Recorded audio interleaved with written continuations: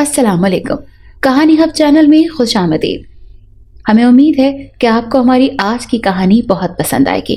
तो शुरू करते हैं। लोग कहते हैं अदाकारी का कोई स्कूल नहीं होता, कम से कम हमारे मुल्क में ऐसी कोई रवायत मौजूद नहीं है। लेकिन मैं आपको बता दूं कि बरसगीर में ड्रामा तो कालिदास से भी पहले की चीज़ है। वो छाया नाटक के नाम से 12,000 बरस से चला आ रहा है।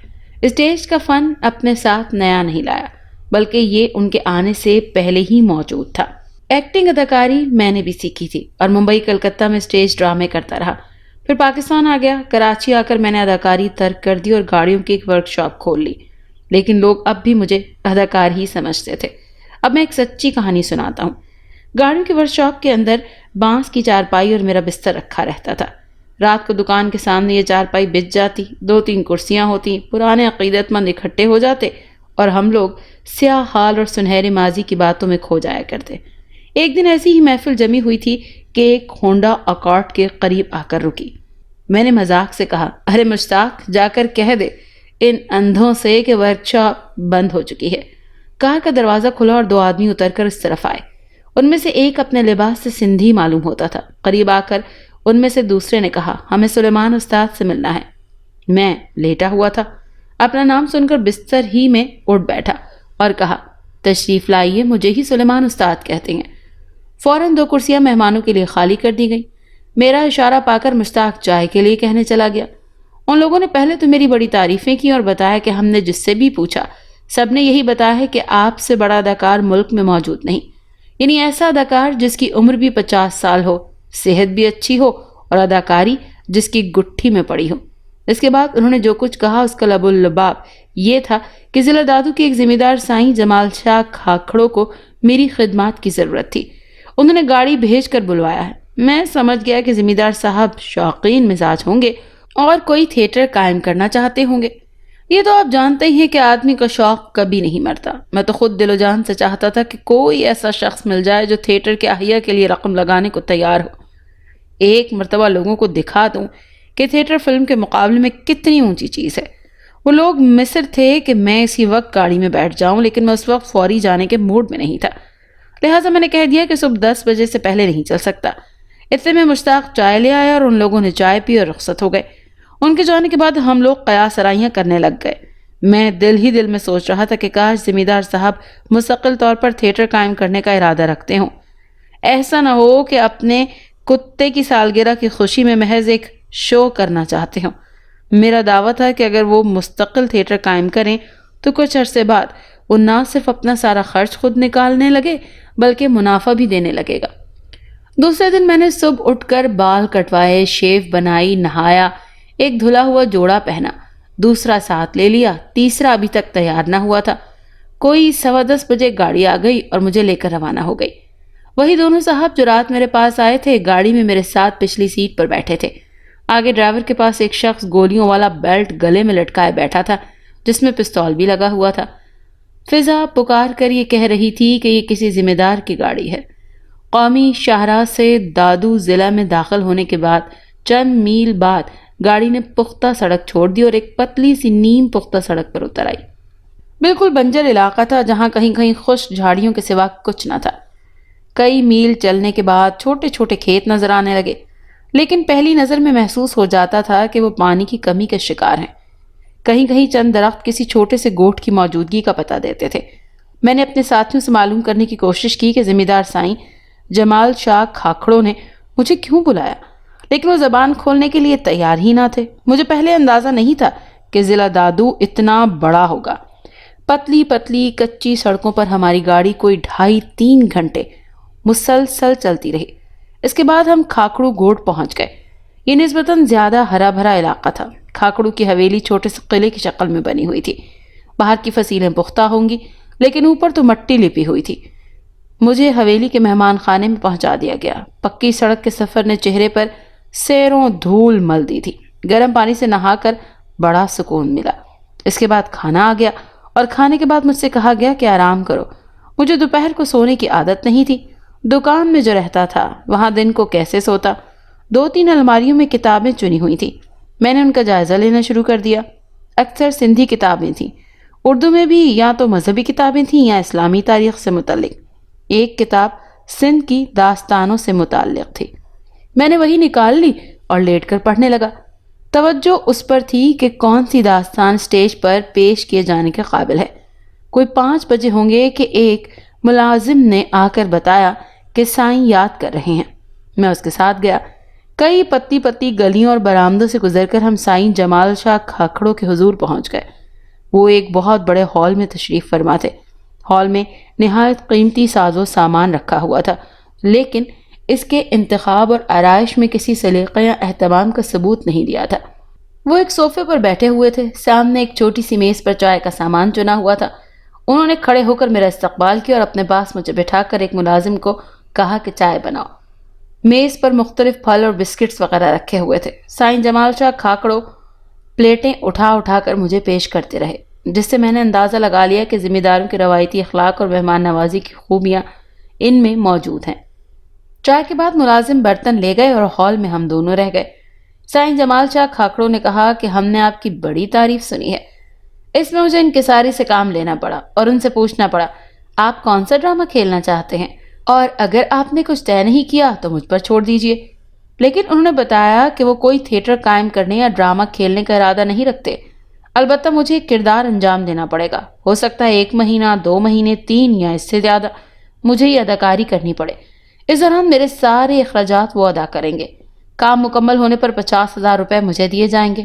یہ سنتے ہی میرے ذہن میں 50,000 کی تھیلی گھومنے لگی اور میں سوچنے لگا کہ اگر نئے سین تیار کرا کے میں آغاز حشر کا کوئی ڈرامہ کھیلوں تو لوگ ٹوٹ پڑیں گے۔ دل ہی دل میں اداکاروں کا انتخاب کرنے لگا کہ سائیں جمال شاہ کھاکڑوں کی آواز نے مجھے چونکا دیا۔ وہ کہہ رہے تھے تمہیں سر مورٹیمز ویلر بننا ہے۔ میری سمجھ میں کچھ نہیں آیا وہ کیا کہہ رہے ہیں، لیکن میں نے اس کا اظہار نہیں کیا۔ کیا استاد آغا حشر مرحوم کی نصیحت تھی کہ بیٹا کوئی بات نہ جاننا قصور نہیں ہے، لیکن اس کا اعتراف کر لینا قصور ہے۔ میں سوچنے لگا۔ سائیں جمال شاہ کھاکڑوں نے اپنی بات پھر سے دہرائی۔ سنا نہیں سائیں، تمہیں سر مورٹیمز ویلر بننا ہے۔ میں نے آہستہ سے جواب دیا، سائیں پوری بات سمجھائیں، یہ سن کر مجھے کیا کرنا پڑے گا؟ سائیں جمال شاہ کھاکڑوں نے میری مشکل حل کر دی اور بڑی تفصیل کے ساتھ مجھے بتایا۔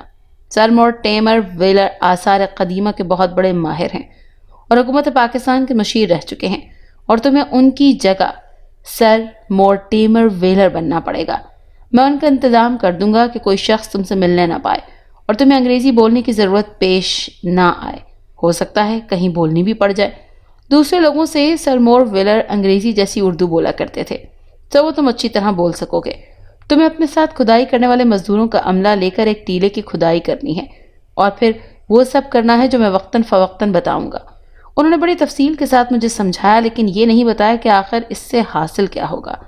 بہرحال میں نے ان کی پیشکش قبول کر لی اور اس کے بعد انہوں نے مجھے سر مورٹیمر ویلر کی کئی تصویریں دی جو مختلف اخباروں اور رسالوں میں کاٹی گئی تھیں۔ شامدار مونچھیں، سر کے بڑے بڑے بال، خاصی وجیح شکل تھی۔ ان کا وزن مجھ سے قدرے زیادہ معلوم ہوتا تھا، بس اس کے سوا ان کے جسم میں اور میرے بدن میں کوئی فرق نہ تھا۔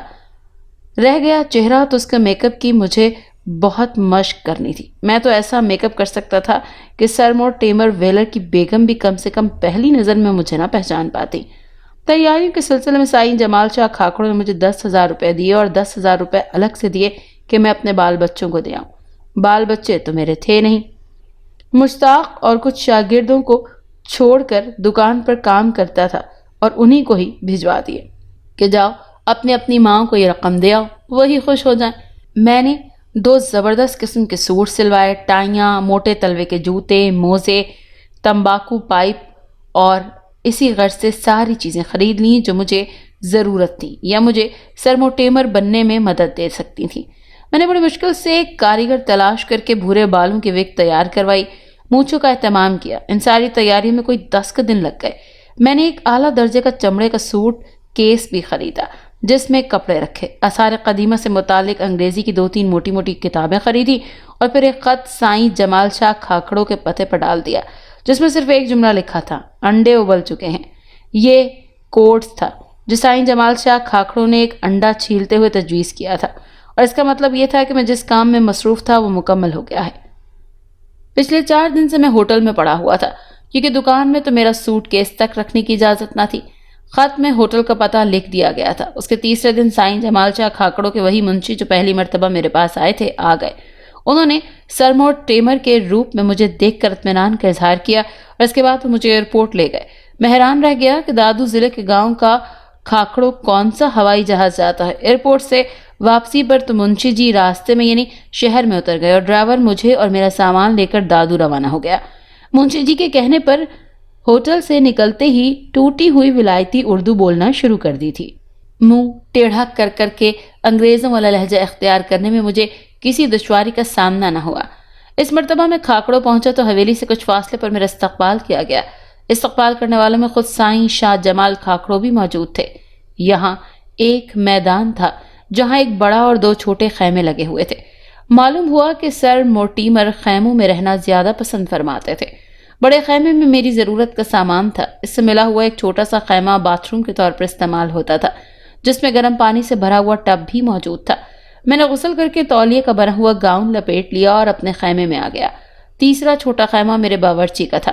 میرے خیمے میں ایک طرف بستر تھا جس کے پاس کتابوں کا ایک چھوٹا سا ریک تھا اور ایک میز تھی۔ دوسری طرف کھانے کی چھوٹی گول میز اور دو کرسیاں اور ایک آرام دہ کرسی تھی۔ اس وقت باورچی کھانا لگا رہا تھا۔ کھانا بھی وہی تھا جو سر موٹیمر کھاتے تھے، یعنی ابلی ہوئی سبزیاں، پنیر اور 2 سلائس۔ کھانا کھانے کے بعد میں ایک کتاب لے کر کینوس کی طرف آرام سے بڑھ گیا اور اس طرف لیٹ گیا۔ یہ کتاب قدیم تحریروں سے متعلق تھی جو مٹی کی پختہ تختیوں پر پتھروں پر کندہ دنیا میں مختلف جگہ سے برآمد ہوئی تھی۔ آپ کو معلوم ہے کہ مجھے تو انگریزی پڑھنے کا موقع نہ ملا تھا، لیکن میں تصویریں دیکھنے کے ساتھ ہر صفحے پر اس طرح نظریں دوڑا رہا تھا جیسے سچ مچ پڑھ رہا ہوں۔ دوسرے روز سائیں جمال شاہ کھاکڑوں نے مجھے کراچی کے 2 انگریزی اخبار دکھائے جن میں میری وہ تصویریں شائع ہوئی تھیں جو ہوائی اڈے پر کھینچی گئی تھیں، اور ساتھ میں خبر بھی آئی تھی کہ سائیں جمال شاہ کھاکڑوں نے پڑھ کر بتایا ہے کہ اس میں لکھا ہے کہ آثار قدیمہ کے ماہر سر موٹیمر نجی طور پر پاکستان آئے ہیں۔ وہ ضلع دادو میں ایک ذمہ دار کے ہاں قیام کریں گے اور ان کی درخواست ہے کہ اس قیام کے دوران ان سے ملاقات کی کوشش نہ کی جائے۔ وہ جس اہم کام میں مصروف ہیں اس میں کوئی مداخلت پسند نہیں کریں گے۔ سائیں جمال شاہ کھاکڑوں نے اپنے ہاں کے ایک پڑھے لکھے ہونہار نوجوان رام چندانی کو بھی میرے حوالے کیا اور کہا کہ یہ آپ کا سیکرٹری ہے، اگر کوئی ملنے بھی آ گیا تو یہ اس سے نمٹ لے گا۔ رام چندانی اچھا ڈرائیور بھی تھا۔ سائیں جمال شاہ کھاکڑوں نے میرے استعمال کے لیے ایک جیپ دے دی تھی۔ رام چندانی اس میں مجھے لے کر اونچے نیچے راستوں سے کوئی 14 میل دور لے گیا، جہاں ایک بہت بڑا ٹیلا تھا اور مجھے بتایا گیا تھا کہ آپ کو آثار قدیمہ کی تلاش میں جس ٹیلے کی کھدائی کرنی ہے وہ یہ ہے۔ کیا واقعی یہاں آثار قدیمہ پائے جانے کا امکان ہے؟ میں نے پوچھا، جس پر رام چندانی نے بتایا کہ اسے کچھ علم نہیں ہے، لیکن وڈیروں کے یہاں سوالات نہیں پوچھے جاتے، بس حکم بجا لانا ہوتا ہے۔ جو مجھ سے کہا جائے میں وہی کروں اور جو آپ کو حکم دیا جائے آپ کریں۔ رام چندانی بڑا اچھا لڑکا تھا، وہ جلد میرا دوست بن گیا۔ اس نے بتایا کہ وہ انٹر سائنس میڈیکل گروپ میں 1st ڈویژن لے آیا تھا، لیکن چونکہ سائیں جمال شاہ کھاکڑوں کا بیٹا سائیں کمال شاہ کھاکڑوں 3rd ڈویژن میں پاس ہوا تھا، اسی لیے سائیں جمال شاہ کھاکڑوں نے رام چندانی کو بھی میڈیکل میں داخلے کی اجازت نہیں دی اور مجبوراً اس کو تعلیم ختم کر دینا پڑی، جبکہ سائیں کمال شاہ کھاکڑوں حیدرآباد میں BSc کر رہا تھا۔ میں نے رام چندانی کو پیشکش کی کہ وہ کراچی آ جائے اور میڈیکل میں داخلہ لے لے، اس کی فیس اور اخراجات کا بار میں خود اٹھاؤں گا۔ یہ سن کر رام چندانی کی آنکھیں چمک اٹھیں۔ اس کا باپ سائیں جمال شاہ کھاکڑوں کے منشیوں میں شامل تھا اور وہاں رہ کر یہ بیچارے سائیں وڈیرے کی مرضی کے خلاف چوں بھی نہیں کر سکتے تھے۔ سائیں جمال شاہ کھاکڑوں نے مجھے سمجھایا کہ اب تمہارا کیمپ اس ٹیلے کے دامن میں لگا دیا جائے گا، تم وہیں رہنا، تمہارے ساتھ مزدور ہوں گے جو دن بھر کھدائی کریں گے، تم کھدائی کی نگرانی کرنا۔ رام چندانی بڑے بڑے گراف اور نقشے اپنے پاس رکھے گا، تم اپنے ہاتھ میں ایک نقشہ رکھنا اور یوں ظاہر کرنا کہ جیسے ان کے مطابق کھدائی ہو رہی ہے اور کھدائی کے مطابق نقشے تیار کیے جا رہے ہیں۔ دوسرے دن ہمارا کیمپ سائٹ پر منتقل ہو گیا۔ میرے 3 خیموں کے علاوہ وہاں اور بھی خیمے لگا دیے گئے۔ ان میں ایک خیمہ رام چندانی کا تھا اور 2 خیموں میں 1 درجن مزدور تھے جن کا کام کھدائی کرنا تھا۔ ہمارے پاس کوئی 3 درجن لیمپ بھی تھے جو سائیں جمال شاہ کھاکڑوں کی ہدایت کے مطابق رات کو جلا کر ٹیلے پر چاروں طرف رکھ دیے جاتے۔ تھوڑی تھوڑی دیر بعد کوئی مزدور ایک لیمپ اٹھا کر دوسری جگہ لے جا کر رکھ دیتا۔ اس طرح بہت دور سے دیکھنے والوں کو یہ تاثر محسوس ہوتا جیسے رات میں بھی کھدائی کا کام ہو رہا ہے۔ ہم مغرب کے وقت کھدائی بند کر دیتے۔ اس کے بعد رام چندانی رات کے 10 ساڑھے 10 بجے تک میرے ساتھ رہتا۔ وہاں سائٹ پر صرف اسے معلوم تھا کہ مجھے انگریزی نہیں آتی، لہٰذا اس سے میں معمول کے مطابق باتیں کیا کرتا تھا، جبکہ کسی دوسرے کی موجودگی میں سرمو ٹیمر کی طرح منہ ٹیڑھا کر کے ٹوٹے ہوئے غلط سلط جملوں میں اردو بولنا پڑتی تھی۔ سائیں جمال شاہ کھاکڑو تیسرے چوتھے روز ایک چکر لگا جایا کرتا تھا۔ میں نے انہیں بتایا تھا کہ ابلی ہوئی سبزیاں کھا کھا کر میرا برا حال ہو گیا ہے، اس لیے وہ جب آئیں تو ٹفن میں گوشت لے کر آئیں، تلے ہوئے پارچے، کباب، مرغ مسلم وغیرہ، اور میں 3-4 دن کی کسر ایک ہی دن میں نکال لیا کرتا تھا۔ سائیں جمال شاہ کھاکڑو نے کراچی اور حیدرآباد کے اخبارات دکھائے جن میں لکھا تھا کہ آثار قدیمہ کے مشہور ماہر دادو میں ایک ٹیلے کی کھدائی کر رہے ہیں۔ خیال رہے کہ یہاں موہنجو دڑو سے بھی قدیم کسی تہذیب کے آثار قدیمہ ہوں گے۔ میری سمجھ میں اب تک نہیں آیا تھا کہ آخر یہ ڈھونگ کیوں رچایا جا رہا ہے۔ سائیں جمال شاہ کھاکڑو کچھ بتانے کے لیے تیار ہی نہ تھے۔ رام چندانی بھی کچھ جانتا تھا لیکن زبان کھولتے ہوئے ڈرتا تھا۔ بہرحال رفتہ رفتہ میں اس کا اعتماد حاصل کرنے میں کامیاب ہوا اور مجھے یقین تھا کہ جلد ہی اس نے کچھ نہ کچھ اگلوا بھی دوں گا۔ اور پھر ایک رات رام چندانی نے مجھے بتایا کہ رانی جی مجھ سے ملنا چاہتی ہیں۔ مجھے بڑا تعجب ہوا کہ یہ رانی جی کون ہے اور مجھ سے کیوں ملنا چاہتی ہیں۔ رام چندانی نے بتایا کہ رانی جی سائیں جمال شاہ کھاکڑو کے بڑے بھائی سائیں مثال شاہ کھاکڑو کی بیوہ ہیں۔ وہ اپنے بچے کے ساتھ دادو شہر میں رہتی ہیں۔ جائیداد کا آدھا حصہ اس بچے کا ہے اور یہاں رہ کر اس بچے کی جان لینے کے 2 مرتبہ کوشش کی جا چکی ہے۔ رام چندانی نے بتایا کہ مرحوم سائیں مثال شاہ کھاکڑو اپنے بھائی سائیں جمال شاہ کھاکڑو سے 10 برس بڑے تھے، لیکن نہایت شریف آدمی تھے۔ جائیداد کے کاموں میں انہوں نے کبھی دلچسپی نہ لی اور سب کچھ اپنے چھوٹے بھائی پر چھوڑ دیا۔ وہ سازندوں، گویوں، رقاصاؤں، صوفیوں اور سنیاسیوں وغیرہ کی صحبت میں اپنا سارا وقت صرف کیا کرتے تھے۔ بھائی سے انہوں نے آمدنی کا کبھی حساب نہیں لیا اور جو انہیں دے دیا جاتا منشی سے لے لیا کرتے۔ لوگ ان سے کہا بھی کرتے کہ تمہارے حصے کے 1 روپے میں سے 2 آنے بھی نہیں دیے جا رہے، مگر وہ کہنے والے کو ڈانٹ دیا کرتے کہ خبردار جو میرے بھائی کے خلاف ایک حرف بھی کہا۔ لوگوں کا یہ بھی کہنا ہے کہ سائیں مثال شاہ کھاکڑو کی موت قدرتی نہیں تھی، اسی لیے سائیں جمال شاہ کھاکڑو نے اپنے بیٹے سائیں کمال شاہ کھاکڑو کی سالگرہ کے موقع پر انہیں بلایا تھا۔ کھانا تو سب نے ساتھ کھایا تھا، مگر کھانے کے بعد اکیلے میں سائیں جمال شاہ کھاکڑو نے بڑے بھائی کو کھیر کا ایک پیالہ دیا، جسے کھانے کے بعد ان کی حالت خراب ہو گئی۔ یہ بات صرف میرے باپ کو معلوم ہے کہ ان کی حالت کھیر کھانے سے خراب ہوئی تھی۔ سائیں جمال شاہ کھاکڑو نے نہ ان کے گھر اطلاع کروائی، نہ کسی ڈاکٹر کو بلوایا۔ رات کو ہی ان کا انتقال ہو گیا۔ پتا جی کہتے ہیں کہ انہیں کئی مرتبہ خون کی قے ہوئی تھی۔ دوسرے دن چھپ چھپاتے انہیں دفن کر دیا گیا اور مشہور کر دیا گیا کہ دل کا دورہ پڑنے سے ان کا انتقال ہوا ہے۔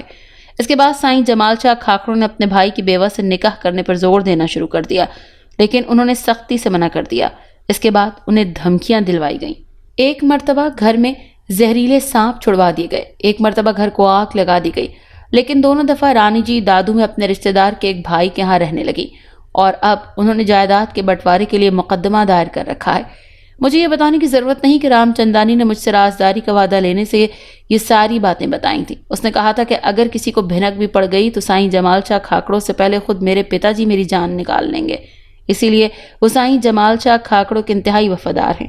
ہمارے ہاں آقا سے وفاداری کو بھگوان سے عقیدت کا درجہ دیا جاتا ہے۔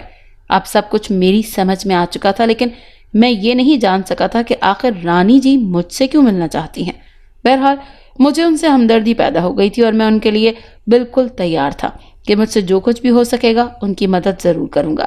کیمپ میں رام چندانی پر تو مجھے پورا بھروسہ تھا، لیکن اس کے علاوہ وہاں ایک باورچی اور 1 درجن مزدور تھے۔ ظاہر تھا سب سائیں جمال شاہ کھاکڑو کے آدمی تھے اور کیمپ کی ایک بات ان سب تک پہنچاتے بھی تھے۔ ایسی صورت میں نہ تو رانی جی یہاں آ کر مجھ سے مل سکتی تھی، نہ میں ان سے ملاقات کے لیے نکل سکتا تھا۔ میں تو ایک طرح سائیں جمال شاہ کھاکڑو کی قید میں تھا۔ البتہ رام چندانی آزاد تھا، وہ آئے دن جیپ لے کر نکل جاتا اور میری ضرورت کی اشیاء خرید کر لاتا۔ برسات کا موسم شروع ہو چکا تھا، کبھی کبھی چھینٹے پڑ جایا کرتے تھے۔ ایک رات بارش کا امکان تھا اور تیز ہوا چل رہی تھی۔ میں نے جو منصوبہ بنایا تھا اس کے مطابق رام چندانی دن کو ہی جیپ لے کر چلا گیا اور کیمپ میں یہ کہہ کر گیا کہ وہ دوسرے دن آئے گا، بلکہ میرے باورچی کے سامنے اس نے مجھ سے چھٹی مانگی تھی اور میں نے بڑی فراخ دلی کے ساتھ چھٹی منظور کرتے ہوئے کہا تھا، ویل رام چندانی، تم سویرے رائٹ ٹائم آنا مانگتا، کل بہت کام سمجھا، اوکے؟ جی صاحب بالکل سمجھ گیا، رام چندانی نے بڑی سعادت مندی کے ساتھ سر کو ہلا کر جواب دیا اور کوئی 4 بجے وہ جیپ لے کر چلا گیا۔ اس رات میں نے کھانا نہیں کھایا اور باورچی سے کہہ دیا کہ دیکھو खानसामा, हम डिनर नहीं मांगता, हमारा सर दुखता, चाय मांगता, समझा?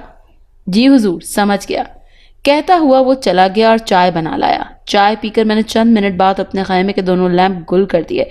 ये कैंप वालों के लिए इस बात का इशारा था कि मैं सो चुका हूँ।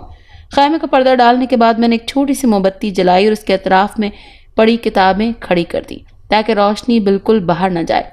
फिर मैंने एक सिंधी मजदूर का मेकअप किया। रामचंदानी के जरिए मैं सिंधी जूते, कपड़े और एक फटी हुई अजरक पहले ही मंगवा चुका था। कोई आध घंटे के अंदर मेरा मेकअप मुकम्मल हो गया। मोमबत्ती बुझाकर मैं खैमे का पिछला पर्दा उठाकर निकला और चलता रहा। किसी ने देखा भी होगा तो यही ख्याल किया होगा कि कोई मजदूर जरूरी काम के लिए जा रहा है। बूंदें पड़ने लगी थी। ये और भी अच्छी बात थी कि कोई 1 घंटे पैदल चलने के बाद मैं उस जगह पहुंच गया जहां रामचंदानी जीप लिए हुए मेरा इंतजार कर रहा था। मेरे बैठते ही जीप चल पड़ी। रामचंदानी ने लाइट नहीं जलाई थी। बादलों की वजह से और ज्यादा अंधेरा था, लेकिन रामचंदानी को यहाँ के चप्पे चप्पे से वाकफियत थी। उसने खाकड़ो गांव को इतनी दूर छोड़ दिया कि जीप की आवाज भी वहां तक न पहुंच सकी और दूर के रास्तों से निकालकर जीप को सड़क पर ले आया। अब उसने लाइट जला दी, इसीलिए कि सड़क पर तो गाड़ियां गुजरती रहती हैं। जल्द ही हम दादू पहुंच गए। रानी जी के रिश्ते के भाई का छोटा लेकिन पुख्ता 2 मंजिला मकान था। हमारा वहां इंतजार ही हो रहा था। रानी जी एक चादर लपेटे हुए आई। 8-9 साल का एक बच्चा उनकी उंगली पकड़े हुए था। दोनों ने मुझे सलाम किया। मैंने रानी जी को बैठने का कहकर उनके सर पर हाथ फेरा और बच्चे को अपनी गोद में बिठा लिया। रानी जी ने मुझे बताया कि जिस टीले पर खुदाई कर रहा हूं उसका नाम हनुमान है। किसी जमाने में दिवाली के मौके पर इस टीले पर रावण का पुतला जलाया जाता था और इलाके के सारे हिंदू इकट्ठे होकर अपना त्यौहार मनाया करते थे। उन्होंने बताया कि साईं जमाल शाह खाकड़ों ने अदालत में यूजर पेश किया था कि चूंकि आसार कदीमा के मशहूर माहिर सरमो टीमर इलाके में खुदाई कर रहे हैं और वहां मोहनजोदड़ो से भी ज्यादा कदीम तहजीब के आसार बरामद होने के इम्कानात हैं, इसीलिए इस वक्त तक जमीन की तकसीम मुलतवी रखी जाए, क्योंकि आसार कदीमा बरामद होने के बाद ये पूरा इलाका कौमी तहवील में चला जाएगा और सिर्फ बकाया जमीन तकसीम करना पड़ेगी। बसूरत दीगर ये इलाका भी तकसीम किए जाने में शामिल होगा। मुझे ये सुनकर बड़ी हैरत हुई। मैंने कहा, यह तो कोई माकूल उज़र नहीं है, अदालत उसने कैसे मान चुकी? रानी जी ने बताया कि साईं जमाल शाह खाकड़ो बड़ा बाअसर आदमी है। उसने इलाके के कौमी असम्बली के मेंबर पर जोर देकर महकमा आसार कदीमा से भी इजाज़त ले ली है कि वो अपने इलाके में निजी तौर पर खुदाई करेगा और अदालत से भी उसे स्टे ऑर्डर मिल गया है। दूसरी तरफ वो ज़मीनें रहन रखकर पैसा इकट्ठा कर रहा है। उसको रुकवाने के लिए अदालत से रुजू किया है। लेकिन बेटी, तुम मुझसे क्या चाहती हो? मैंने दरियाफ्त किया, जिस पर रानी जी ने मुझसे कहा कि आपने ज़बान से मुझको बेटी कहा है तो अब बेटी के लिए अमली तौर पर भी कुछ कर दिखाएं। आप ऐलान कर दें कि इस टीले के नीचे और पूरे इलाके में पुरानी तहजीब के आसार मौजूद नहीं है। आपके इस ऐलान को सरमो टीमर का ऐलान समझा जाएगा, जो आसार कदीमा के मुस्तनद माहिर हैं। इस बात को कहीं झुटलाया नहीं जा सकेगा, हत्ता कि साईं जमाल शाह भी इसकी तरदीद नहीं कर सकेगा और फिर अदालत भी मजबूर हो जाएगी कि जल्दी इस किस्से का तस्फिया कर दे। मैंने रानी की तजवीज़ के मुख्तलिफ पहलुओं पर गौर किया और उन्हें बताया कि इसमें कम से कम 2 कबाहतें मौजूद हैं।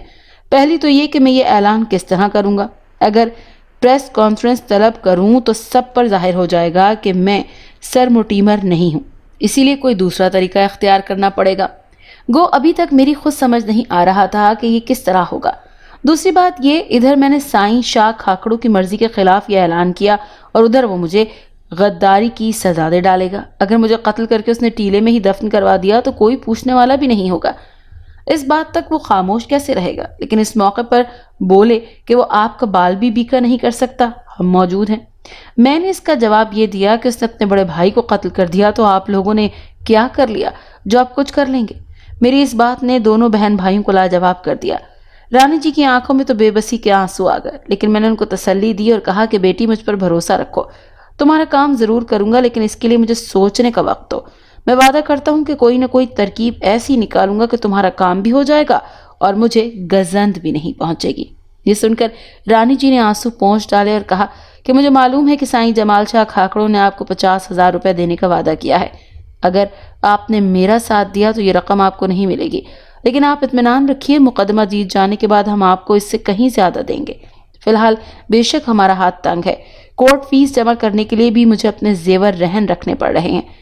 मैंने कहा, बेटी, मुझे पैसे का लालच नहीं, तुम इत्मीनान रखो, मैं बगैर किसी लालच के तुम्हारा काम करूंगा। لیکن یہ کام جس طرح کیا جائے گا وہ میں خود سوچوں گا۔ رانی جی اور ان کے بھائی دونوں نے میرا شکریہ ادا کیا اور رام چندانی مجھے جیپ میں بٹھا کر واپس ہوا۔ سڑک چھوڑ کر جب اس نے جیپ کچے میں ڈالی تو پہلے کی طرح بتیاں بجھا دی اور کھاکڑوں گھوٹ سے بہت دور چلتے ہوئے مجھے اس جگہ چھوڑ دیا جہاں میں نے پہلے اس جیپ میں سوار ہوا تھا۔ میں پیدل چلتا ہوا کیمپ میں آیا۔ سب سوئے پڑے تھے کیونکہ صبح کے 3:45 بج رہے تھے۔ میں اپنے خیمے کا پچھلا پردہ اٹھا کر اندر داخل ہوا۔ موم بتی جلا کر ایک مرتبہ پھر سرمٹیمر بن گیا اور پھر سو گیا اور کسی کو کانو کان خبر نہ ہوئی۔ دوسرے روز سارے دن میں سوتا رہا۔ رام چندانی احتیاطاً رانی جی کے گھر کے اندر نہیں گیا، جیپ میں ہی میرا انتظار کرتا رہا۔ میں نے احتیاطاً اس کی بھی بڑی بڑی مونچھیں اور چشمے کا ایک بڑا سا بغیر شیشوں کا فریم لگا دیا تھا تاکہ اسے شناخت نہ کیا جا سکے۔ لیکن وہاں جو باتیں ہوئی تھیں وہ سب میں نے رام چندانی کو بتا دی اور اسے بھی کہا کہ وہ ان کا حل سوچے۔ رام چندانی پڑھا لکھا اور بلا کا ذہین تھا۔ اعلان کے سلسلے میں تو اس نے فوراً حل نکال لیا تھا کہ وہ سرمٹیمر کے نام کے پیڈ چھپوا لے گا اور اس پر بیان ٹائپ کرا کے میرے فوٹو کے ساتھ مختلف اخباروں میں چھپوا دے گا، بلکہ کسی نہ کسی طرح شائع بھی کرا دے گا۔ لیکن دوسرا مسئلہ باقی تھا کہ یہ اعلان کہاں رہ کر کیا جائے۔ اگر میں وہیں رہ کر اعلان کر دیتا تو سائیں جمال شاہ کھاکڑوں کو شک ہو جاتا، پھر نہ جانے بیان میں شائع ہونے پاتا کہ نہیں۔ بہرحال میں نے اسے پیڈ چھپوانے کی ہدایت تو کر دی۔ اس نے بتایا کہ وہ پیڈ کراچی میں چھپوائے گا اور کسی کو کانوں کان بھی خبر نہ ہونے پائے گی۔ سائیں جمال شاہ کھاکڑوں مجھے اخراجات کے لیے ہر ہفتے رقم دیا کرتے تھے۔ میں نے اس میں سے 1000 روپے رام چندانی کو دے دیے۔ وہ دوسرے دن کراچی جا کر ارجنٹ آرڈر دے آیا اور اس نے بتایا کہ کل تک پیڈ تیار ہو جائیں گے۔ اگلے روز سائیں جمال شاہ کھاکڑوں وہاں آیا تو باتوں باتوں میں نے اس سے پوچھا کہ ابھی میرا کتنے روز کا کام باقی ہے۔ اس کے جواب میں انہوں نے بتایا کہ کام اب ختم ہی ہونے والا ہے۔ ان مزدوروں کو تو میں آج ہی رخصت کر دوں گا، البتہ آپ اور آپ کے باورچی کو بھی چند روز اور یہاں قیام کرنا پڑے گا۔ ان کے اس جواب نے مجھے الجھا دیا۔ ایک بات تو اطمینان بخش تھی کہ میں بھی کھدائی ختم کرنا چاہتا تھا اور وہ خود یہ ہدایت دے رہا تھا کہ کھدائی ختم کر دی جائے، لیکن پریشانی کی بات یہ تھی کہ مجھے تو کھدائی ختم کر کے سرمٹیمر کی حیثیت سے اخبارات میں بیان شائع کرانا تھا کہ ضلع دادو میں ہنومان نامی مقام پر یا اس کے آس پاس کسی پرانی تہذیب کے آثار ملنے کا کوئی امکان نہیں ہے، اور ظاہر ہے کہ یہ بیان جاری کرتے ہی مجھے یہاں سے فرار ہو جانا تھا، ورنہ سائیں جمال شاہ کھاکڑوں سے تو بعید نہ تھی کہ وہ میرے ہی ٹکڑے کروا کر اسی ہنومان دڑوں میں دفن کروا دیتے، اور اب وہ مصر تھے کہ کھدائی بند کر دینے کے بعد بھی میں چند روز یہاں قیام کروں۔ رانی جی کی مظلومیت کا علم ہو جانے کے بعد مجھے اس ظالم کے 50,000 روپوں میں سے کوئی دلچسپی نہیں تھی۔ ایک بڈھے آدمی کو جس کے کاندھوں پر کوئی بار بھی نہ ہو، آخر سے روپے کی کیا ضرورت ہے؟ پھر میری تو گاڑیوں کی ورکشاپ سلامت تھی جس سے میرا اور میرے 3-4 شاگردوں کا پیٹ پل رہا تھا۔ یوں تو رانی جی نے بھی وعدہ کیا تھا کہ اپنا مقدمہ جیتنے کے بعد وہ مجھے اس سے بھی زیادہ رقم دیں گی، لیکن انہیں میں بیٹی کہہ چکا تھا اور بغیر کسی لالچ کے میں ان کی مدد کرنا چاہتا تھا۔ میں نے سائیں جمال شاہ کھاکڑوں سے صاف کہہ دیا تھا کہ اب تک میں اندھیرے میں رہ کر آپ کے ارادے پر چلتا رہا، مگر اس دوران میں شدید ذہنی عذاب میں مبتلا رہا ہوں۔ مہربانی فرما کر اب اپنے پتے کھول دیجیے اور کم سے کم مجھے بتا دیجیے کہ سارے ڈرامے سے آپ کا مقصد کیا ہے۔ سائیں کھاکڑوں نے مجھے ٹالنے کی کوشش کی اور کہا، تمہیں اپنے 50,000 روپے سے غرض ہونی چاہیے، وہ تمہیں مل جائیں گے، پھر ساری بات کیوں پوچھتے ہو؟ اس کے جواب میں میں نے کہا کہ سائیں، میں انسان ہوں، کٹ پتلی نہیں، مجھے پیسے کا لالچ نہیں بلکہ اسٹیج کے فن کو دوبارہ زندہ کرنے کا شوق ہے۔ میں یہاں یہ سوچ کر آیا تھا کہ آپ شاید کوئی تھیٹر کمپنی قائم کریں گے اور اس طرح میری برسوں کی آرزو پوری ہو جائے گی، لیکن آپ نے تو ایسا کھیل شروع کر دیا جس کا سر پیر اب تک میری سمجھ میں نہیں آیا، لیکن اب میں اکتا چکا ہوں۔ آپ اگر 50,000 روپے دینا نہ بھی چاہیں تب بھی میں شکایت نہیں کروں گا، لیکن میں اندھیرے میں نہیں رہ سکتا، تو مجھے پوری بات بتائیں یا پھر آج ہی مجھے چھٹی دے دیجیے، میں باز آیا۔ میری بات سن کر سائیں جمال شاہ کھاکڑوں سوچ میں پڑ گئے۔ کچھ دیر بعد ان کے چہرے پر مسکراہٹ آئی اور پھر انہوں نے کہا، ضد کرتے ہو تو سن لو، مگر کسی سے کہنا مت۔ میں نے یہ سارا ڈرامہ خاص مقصد سے کھیلا تھا۔ اتنے دن تم یعنی سرمٹیمر آثار قدیمہ کی تلاش میں کھدائی کرتے رہے، یہ بات سب کو معلوم ہو گئی، اور ظاہر ہے ہر شخص یہ سمجھتا ہے کہ سرمٹیمر جیسی شخصیت جسے آثار قدیمہ کا اتنا طویل تجربہ ہے، بے مقصد لندن سے تو یہاں آ کر اتنے روز کھدائی نہیں کرے گا۔ اب میں نے کھدائی بند کروا دی ہے، صرف تم یہاں رہو گے۔ میں یہ مشہور کروا دوں گا کہ ہنومان دڑوں میں ایک بڑے دفینے کے آثار ملے ہیں، اسی لیے مزدوروں کو ہٹا دیا گیا ہے۔ لوگ اس بات پر یقین کر لیں گے، پھر چند روز بعد لوگ اخبارات میں پڑھیں گے کہ سر موٹیمر ویلر کو کسی سانپ نے کاٹ لیا ہے، جس سے شدید بیمار ہو گئے ہیں اور فوری طور پر لندن واپس چلے گئے ہیں۔ یہ اعلان تمہارے یہاں سے چلے جانے کے بعد کیا جائے گا۔ لیکن اس سے آپ کو کیا فائدہ ہوگا کہ لوگوں کو دفینے والی بات پر یقین آ جائے گا۔ عام طور پر یہی سمجھا جاتا ہے کہ زمین میں جو پرانا خزانہ دفن ہو اس کی حفاظت کالا ناگ کرتا ہے۔ ناگ نے تمہیں ڈس لیا اور تم جان بچ جانے پر خدا کا شکر ادا کرتے ہوئے لندن بھاگ گئے۔ اس سے لوگوں کو احساس ہوگا کہ ابھی دفینہ نکالا نہیں جا سکا، اور تمہارے جانے کے بعد اچانک میں بیمار پڑ جانے کا بہانہ کروں گا اور تھوڑی تھوڑی دیر بعد سانپ سانپ کہہ کر چیخا کروں گا۔ جھاڑنے پھونکنے والے آئیں گے اور پھر گاؤں کے مولوی صاحب ایک مختصر چلہ کھینچنے کے بعد اعلان کریں گے کہ انہیں بشارت ہوئی ہے کہ زمین کا یہ ٹکڑا میرے لیے منحوس ہے، اگر میں نے اسے بیچ نہ دیا تو میں مر جاؤں گا۔ دفینے والی بات تو پھیلی ہی ہوگی، لوگ بڑھ چڑھ کر پیشکش کریں گے اور عام زمین سے 1000 گنا زیادہ قیمت پر میں یہ زمین کا ٹکڑا بیچ ڈالوں گا۔ اس کے بعد مجھے پرواہ بھی نہ ہوگی۔ بڑی بھابھی نے جو مقدمہ کیا ہے اس کے فیصلے کے مطابق ان کے حصے کی زمین انہیں دے دوں گا، اور جو زمین میرے حصے میں آئے گی اسے میں بیچ کر ایک ٹیکسٹائل مل لگا لوں گا۔ سمجھ گئے میرا پروگرام؟ سائیں جمال شاہ کھاکڑو اپنا یہ منصوبہ بیان کر رہے تھے اور میں حیرت سے سوچ رہا تھا کہ گاؤں کا رہنے والا یہ شخص کس قدر چلاق ہے۔ میری ساری عمر سٹیج پر گزری تھی، لیکن اتنا بڑا ڈرامہ میں نے نہیں کھیلا تھا۔ سائیں جمال شاہ کھاکڑو چلتے وقت مجھے ہدایات بھی دے گئے کہ میں رام چندانی کے ساتھ کدالیں لے کر خود ٹیلے کے کسی خاص حصے کو کھودتا نظر آیا کروں، تاکہ دور سے دیکھنے والوں کو پتہ چلے کہ مزدوروں کو ہٹا کر خود دفینہ نکالنے کی کوشش کر رہا ہوں۔ اپنے کہنے کے مطابق سائیں جمال شاہ کھاکڑوں نے سارے مزدوروں کو اسی دن چھٹی دے دی۔ وہ اپنے دونوں خیمے اکھاڑ کر چل دیے۔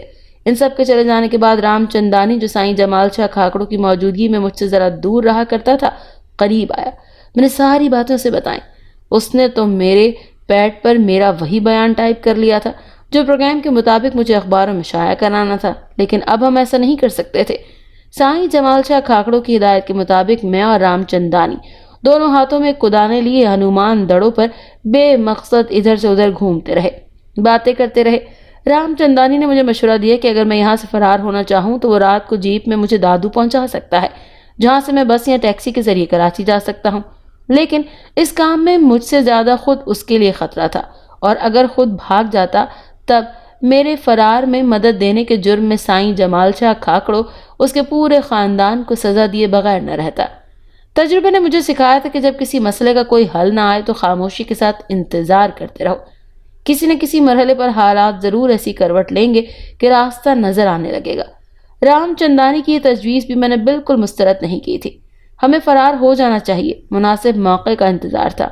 اس رات بڑی تیز موسلادھار بارش ہوئی اور کئی گھنٹے ہوتی رہی۔ رام چندانی کو میں نے اپنے پاس ہی روک لیا تھا۔ صبح اٹھ کر خیمے سے باہر نکل کر دیکھا تو ہر طرف جل تھل ہو رہا تھا۔ بارش اس وقت رکی ہوئی تھی اور بڑی روح پرور ٹھنڈی ہوا چل رہی تھی۔ حسب معمول ہم دونوں کے ہاتھوں میں کدالیں تھیں۔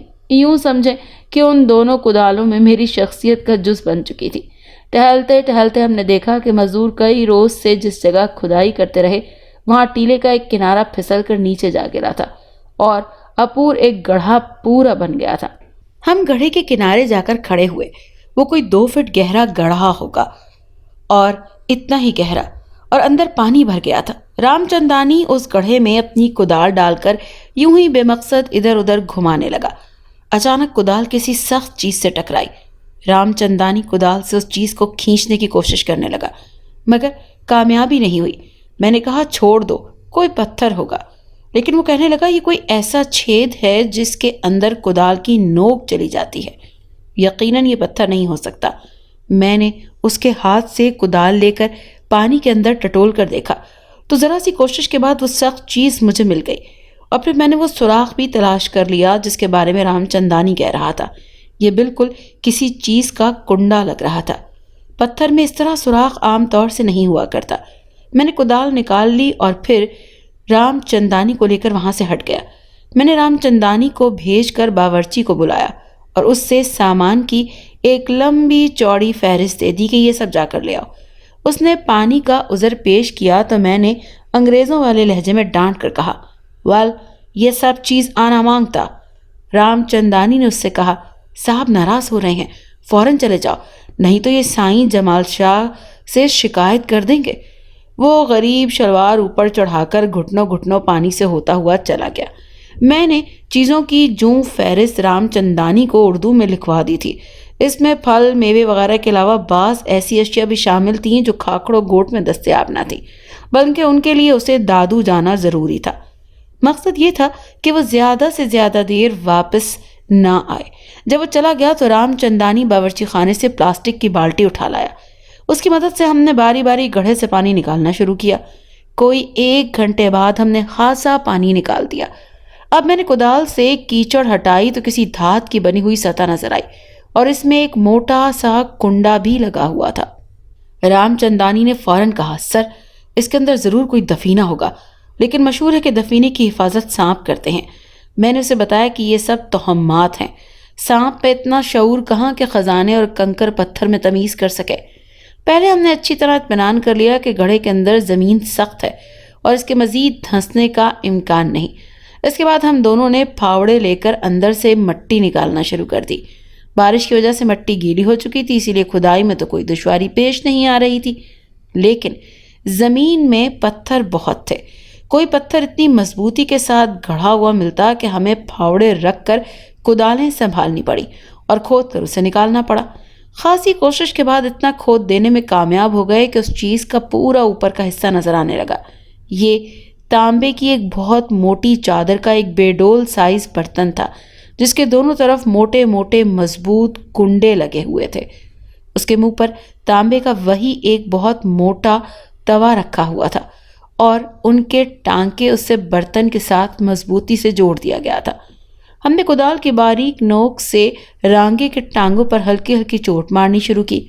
مسلسل چوٹوں سے رانگا کٹنے لگا اور کوئی 2 انچ حصے پر ہم نے رانگا بالکل کاٹ دیا۔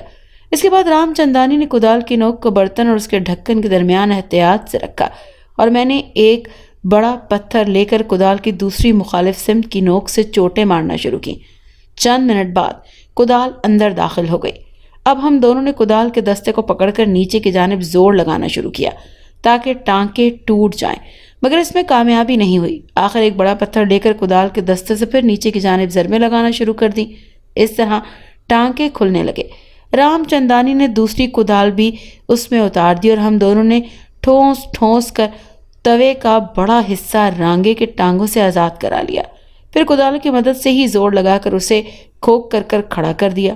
عام طور پر خزانے دیگ میں دفن کیے جاتے ہیں، مگر یہ دیگ نہیں تھی بلکہ گول کنستر کی شکل کا برتن تھا، لیکن تانبے کی اتنی موٹی چادر کا بنا ہوا تھا کہ اگر یہ خالی ہوتا اور زمین میں دھنسا ہوا نہ ہوتا تب بھی میں اور رام چندانی مل کر اسے اٹھا نہیں سکتے تھے۔ برتن کے اندر نرم نرم راکھ سی بھری ہوئی تھی۔ میں نے کدال کی نوک سے ٹٹولنا چاہا تو پوری نوک اندر چلی گئی۔ راکھ بہت ہلکی اور بھربھری قسم کی تھی۔ میرا خیال تھا شاید اس میں کچھ کاغذات اور دستاویزات وغیرہ ہوں گے جن کو دیمک چاٹ گئی، اور جب دیمک کے لیے خوراک ختم ہو گئی تو وہ خود بھی ختم ہو گئی۔ رام چندانی اس راکھ کو اپنے ہاتھوں سے نکالنے لگا، لیکن میں نے روک دیا اور اس سے کہا کہ باورچی خیمے میں جا کر کفگیر لے آؤ۔ رام چندانی دوڑ گیا اور کفگیر لے آیا۔ ان کی مدد سے ہم نے راکھ نکالنا شروع کی۔ برتن کا قطر کوئی 1.25 فٹ کا تھا اور گہرائی 1 گز سے کم رہی ہوگی۔ شاید اس میں ساری راکھ ہی بھری ہوئی تھی۔ رام چندانی نے اس کو ٹٹولا، لیکن راکھ کے سوا کچھ نہ ملا۔ برتن کی تہہ ہموار نہیں تھی بلکہ زیادہ اونچی نیچی تھی، اسی لیے پوری راکھ نکالنا ممکن نہ رہا۔ رام چندانی نے ایک ترکیب نکالی اور وہ یہ کہ اس میں تھوڑا سا پانی ڈال دیا اور کفگیر سے اسے گھولنے کے بعد میرے پلنگ کی چادر اندر ڈال دی، جس نے پانی جذب کر لیا اور چادر باہر نکال کر ہم نے اسے نچوڑ لیا۔ راکھ پانی میں گھل کر نکلتی رہی۔ چند مرتبہ ایسا کرنے کے بعد ہم اس برتن کی تہہ تقریباً صاف کرنے میں کامیاب ہو گئے۔ رام چندانی نے جھانک کر دیکھا اور بتایا کہ اس میں چھوٹی چھوٹی اینٹیں پڑی ہیں۔ ہم نے کفگیر کی مدد سے ایک اینٹ کو نکالا اور دھو کر دیکھا۔ میرا شبہ صحیح نکلا، یہ خالص سونے کی بنی ہوئی تھی۔ میں نے اسے ہاتھ میں تول کر اندازہ کیا کہ اس کا وزن 3 چھٹانگ کے لگ بھگ ہوگا۔ ہم نے اینٹوں کو نکالنا شروع کیا۔ یہ ڈر بھی تھا کہ باورچی نہ آ جائے۔ ہم اس کے آنے سے پہلے یہ کام ختم کر لینا چاہتے تھے۔ بارش پھر شروع ہو گئی تھی، لیکن ہم لوگ بھیگتے رہے اور کام کرتے رہے۔ برتن میں کچھ پانی اکٹھا ہو جاتا تو چادر ڈال کر ہم اسے نکال لیتے اور پھر اپنا کام شروع کر دیتے۔ یہ بھی اچھا ہی تھا کہ بارش تیز شروع ہو گئی۔ باورچی ضرور کہیں پناہ لیے رک گیا ہوگا اور اس طرح ہمیں اپنے کام کے لیے خاصا وقت مل گیا تھا۔ تھوڑی اینٹیں اکٹھی ہو جاتی تو ہم انہیں خیمے میں منتقل کر دیتے، اسی لیے کہ اگر اچانک کوئی آ جاتا تو فوری طور پر انہیں ہٹانا مشکل ہو جاتا۔ شام ہونے سے پہلے ہم نے پورا برتن خالی کر دیا۔ رام چندانی نے اینٹوں کی آخری کھیپ کو خیمے میں منتقل کرنا شروع کر دیا، اسی لیے کہ اگر اچانک کوئی آ جاتا تو فوری طور پر انہیں ہٹانا مشکل ہو جاتا۔ شام ہونے سے پہلے ہم نے پورا برتن خالی کر دیا۔ رام چندانی نے اینٹوں کی آخری کھیپ کو خیمے میں منتقل کرنا شروع کر دیا اور میں نے برتن کے ڈھکنے کو کدال سے ٹھونک کر دوبارہ بند کر دیا۔ اس کے بعد گڑھے میں پتھر بھرنا شروع کر دیے۔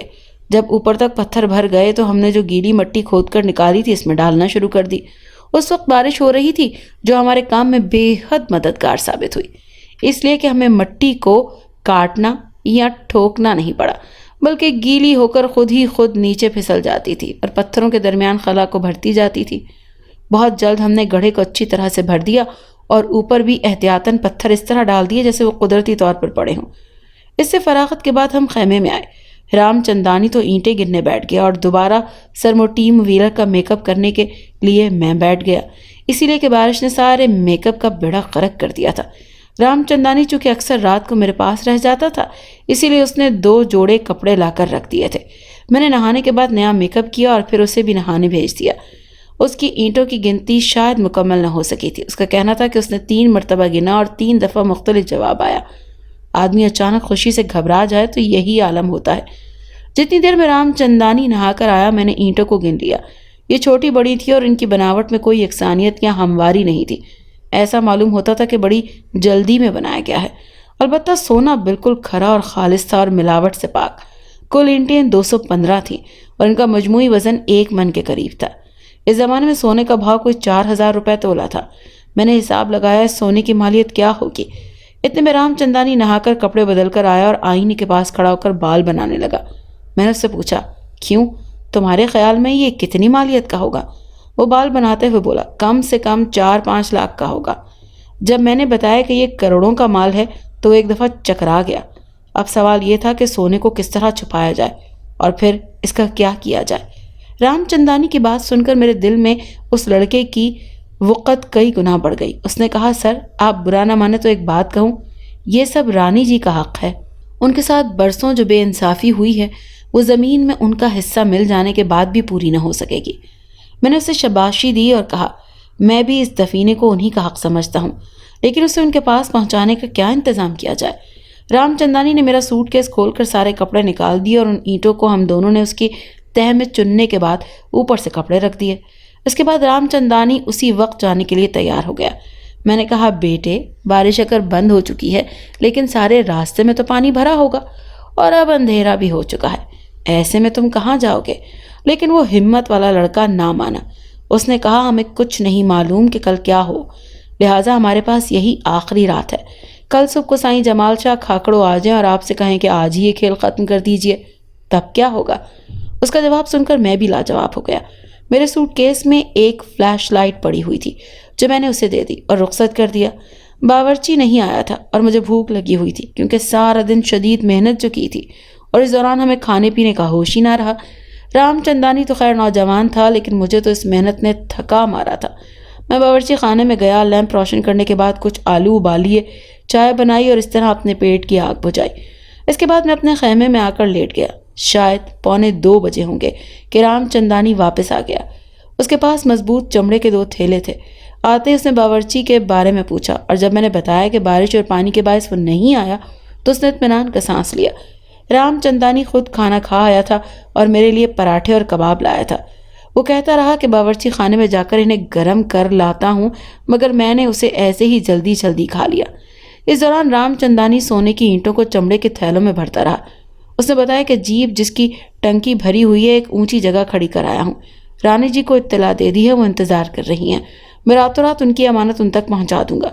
رام چندانی مصر تھا کہ دونوں تھیلے ایک ہی چکر میں اٹھا کر لے جائے گا، اسی لیے کہ جیپ ہنومان دڑوں سے کوئی 2 میل کے فاصلے پر کھڑی تھی اور ایک ہی چکر 4 میل کا ہوگا۔ پانی کیچڑ اور اندھیری کی وجہ سے آدمی یوں بھی تیز نہیں چل سکتا۔ اگر 2 چکر لگائیں گے تو صبح یہیں ہو جائے گی، لیکن میں نے اسے اس بات پر راضی کر لیا کہ میں اس کے ساتھ جیپ تک جاؤں گا اور ایک تھیلا میں اٹھاؤں گا۔ یہ طے ہو جانے کے بعد اس نے ایک تھیلے میں وزن کم اور دوسرے میں زیادہ کر لیا۔ بھاری تھیلا خود اٹھایا اور ہلکا مجھے دے دیا۔ ہم دونوں خیمے سے نکل کر پانی اور کیچڑ میں چلنے لگے۔ رام چندانی چونکہ اس علاقے سے اچھی طرح واقف تھا، اسی لیے وہ آگے تھا۔ البتہ ٹارچ میرے ہاتھ میں تھی، جس سے میں اسے بھی راستہ دکھاتا جا رہا تھا۔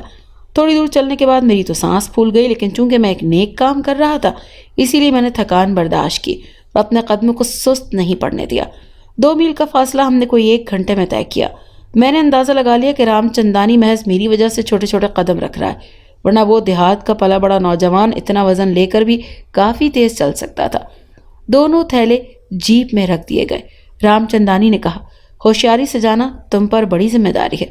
اس نے جواب دیا، مجھے پورا احساس ہے، آپ اطمینان رکھیں۔ جیپ نئی اور طاقتور ہے اور مجھے اس کے انجن پر پورا بھروسہ ہے، یہ بند نہیں ہوگا۔ رام چندانی ٹارچ میرے پاس ہی چھوڑ گیا، اس لیے کہ جیپ میں نئی بیٹری تھی اور اس کی لائٹ بہت تیز تھی۔ میں اسے دور تک جاتے دیکھتا رہا، حتیٰ کہ وہ ایک ٹیلے کی آڑ میں پہنچ گیا اور میری نظروں سے اوجھل ہو گیا۔ اس وقت میں نے ٹارچ جلا کر وقت دیکھا، 4:15 بج رہے تھے۔ میں نے سوچا کہ کچھ دیر یہیں قیام کر لوں، صبح کی سفیدی نمودار ہو تب چلوں۔ اسی لیے اب رام چندانی میرے ساتھ نہیں تھا اور مجھے بالکل علم نہ تھا کہ پانی سے ڈھکی ہوئی زمین میں گہرے گھڑے اور کھائیاں کس جگہ ہیں۔ میں نے کچھ وقت وہیں گزارا تو تھوڑی دیر میں مشرق کی سمت آسمان سرمئی ہونے لگا اور سحر نمودار ہونے لگی۔ اتنی روشنی ہو گئی کہ ٹارچ جلائے بغیر بھی میں راستہ دیکھ سکوں۔ میں وہاں سے روانہ ہو گیا۔ میں بہت احتیاط سے چل رہا تھا۔ میں پہلے پیر سے ٹٹول کر دیکھ لیتا اور پھر زمین کو چھو رہا تھا کہ نہیں، اس کے بعد اس پر وزن نہ ڈالنا۔ میں کیمپ کے قریب پہنچا تو دن نکل آیا تھا۔ اب مجھ پر ایسی تھکان طاری تھی کہ 1 قدم چلنا 2 بار تھا۔ بڑی مشکل سے اپنے آپ کو گھسیٹتا ہوا خیمے تک پہنچا۔ جیسے ہی میں نے خیمے کے دروازے کا پردہ ہٹایا، مجھے ایسا لگا میرے دائیں پیر کے ٹخنے سے کوئی 1 انچ اوپر کسی نے دہکتا ہوا انگارہ رکھ دیا۔ میرے ہاتھ سے پردہ چھوٹ گیا اور پھر میری نظر ایک سانپ پر پڑی جو تیزی سے رینگتا ہوا نشیب میں اتر گیا۔ میں سمجھ گیا کہ مجھے سانپ نے ڈس لیا ہے۔ ہمت سے کام لے کر میں اپنے کمرے میں پہنچا اور ایک چادر پھاڑ کر اپنی پنڈلی گھٹنے سے نیچے اور گھٹنے سے اوپر اور ران پر خوب کس کس کر پٹیاں باندھی۔ اس کے سوا تو اور کوئی چارہ بھی نہیں تھا۔ کہتے ہیں جس جگہ سانپ کاٹے وہاں گہرا شگاف کر کے زیادہ خون نکال دینا بھی مفید ثابت ہوتا ہے، لیکن مجھ میں اتنی ہمت نہ تھی۔ اس کے بعد میں بستر پر لیٹ گیا۔ ایک تو تھکان، دوسرا زہر کا فوراً ہی مجھے گہری نیند آ گئی یا مجھ پر گہری بے ہوشی طاری ہو گئی۔ جب مجھے ہوش آیا تو میں نے خود کو کھاکھڑو گوٹھ میں سائیں جمال شاہ کھاکڑوں کی حویلی میں ایک پلنگ پر لیٹا ہوا پایا۔ آنکھیں کھولتے ہی ادھر ادھر دیکھا اور اٹھنے کی کوشش کی، لیکن کسی نے مجھے پکڑ کر پیچھے کی طرف دھکیل دیا اور تکیہ میرے سر کے نیچے رکھ دیا۔ میں لیٹا رہا۔ پھر میرے منہ سے گرم دودھ کا پیالہ لگایا گیا جسے میں نے پی لیا۔ دودھ پینے کے بعد میں نے آنکھیں بند کر لیں۔